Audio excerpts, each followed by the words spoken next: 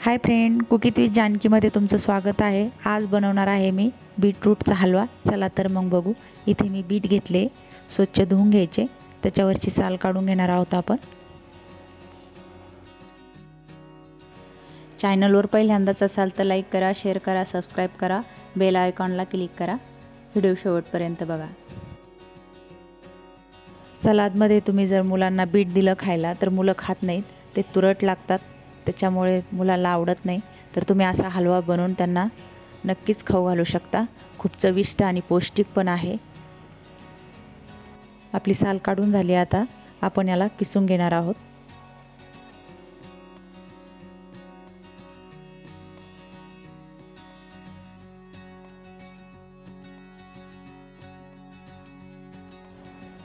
किसल्यानंतर असं देठ निघतं, ते आपल्याला टाकून द्यायचं। आता बघू शकता तुम्ही, किस आपला तयार आहे। लगेच आपण गॅसवर कढई ठेवून त्याच्यात आपण 2 चमचे साजूक तूप घालणार आहोत।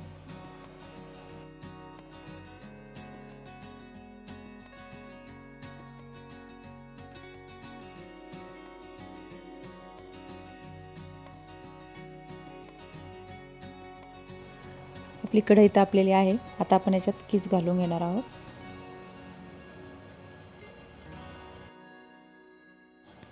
व्यवस्थित आपल्याला चांगला असा परतून घ्यायचा, पूर्ण कोरडा झाला पाहिजे।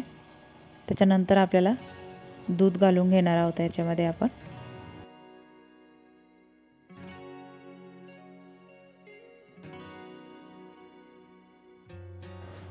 तुम्ही बघू शकता, आता एकदम कोरडा झाला।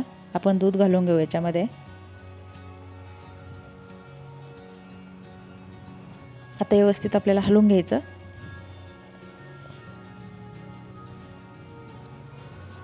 आपल्याला 2 मिनिटांसाठी याच्यावर झाकण ठेवायचं। आता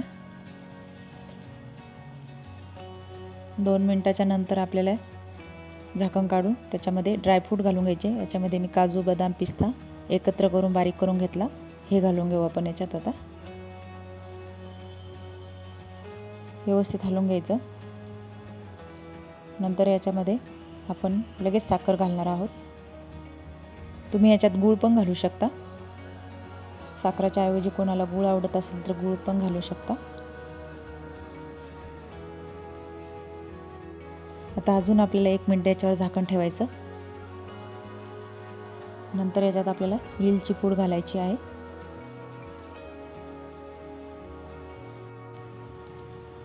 परत एकदा व्यवस्थित हलवून घ्यायचं। आता कोरडे होईपर्यंत याला चांगलं आपल्याला शिजू द्यायचं। परत 1 मिनिट झाकण ठेवायचं त्याच्यावर। आता 1 मिनिटाच्या नंतर झाकण काढलं, बघा कोरडा झाला एकदम आपला हलवा। तर तयार आहे आपला हलवा। तुम्ही बघू शकता किती छान